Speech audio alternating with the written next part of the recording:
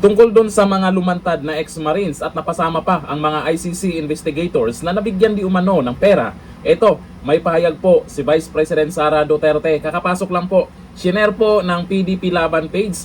Naglabas ng pahayag si Vice President Sara Duterte kaugnay sa umano'y presensya at aktibidad ng International Criminal Court or ICC sa Pilipinas. Sa kanyang statement, pinuri niya ang mga dating security personnel ni Saldico na umano'y nagsalita tungkol sa kanilang nalalaman hinggil sa isyu. Ayon sa Vice Presidente, hindi anya pangkaraniwan ang ginawa ng mga ito dahil maaari umano silang malagay sa panganib. Binanggit din niya na matagal na umanong may impormasyon tungkol sa pakikipag-ugnayan ng ilang opisyal ng bansa sa mga investigador ng ICC. Noon pa lang, usap-usapan na po yan. Dahil dito, sinabi niyang formal siyang sumulat sa Pangulo upang malinaw na mailahad ang opisyal na posisyon ng administrasyon. Naku, maniniwala ba tayo diyan kay Donyor? Ayon kay Duterte, tumugon ang Pangulo na hindi makipagtulungan ang pamahalaan sa ICC in any way, shape, or form na anya'y nagpapakita ng pagtutol sa anumang hakbang na itinuring na paglabag sa soberanya ng Pilipinas. Sinabi rin ng Vice Presidente na ang mga lumabas na testimonya ay nagpapatibay umano sa mga nauna niyang babala kina dating Pangulong Rodrigo Duterte at Senator Bato de la Rosa kaugnay ng presensya ng ICC sa bansa. Giit ni Duterte, hindi ito simpleng usaping pampolitika kundi isang isyu ng pambansang soberanya at limitasyon ng panghimasok ng mga dayuhang institusyon sa domestic affairs ng Pilipinas. Dagdag pa niya, ang soberanya anya ay hindi dapat ginagamit lamang kung kailan ito kapaki-pakinabang at hindi dapat naaayon sa kung sino ang nakikinabang o sa ihip ng politika.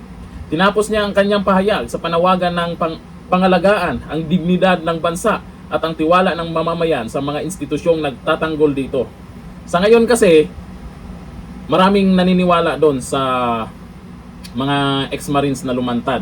18 o maraming naniniwala doon sa mga ebidensya di umano na inilabas nila, lalo na't naisama pa yung ICC dyan na nabigyan daw ng ilang $1 million yun.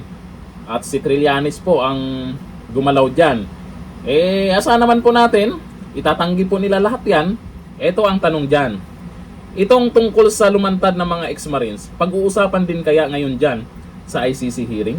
Pero ayon dito sa isang magaling na abogado, bilang na raw ang araw ng Marcos admin. Naku po, bakit kaya? Bilang ang araw, ilang araw na lang kaya?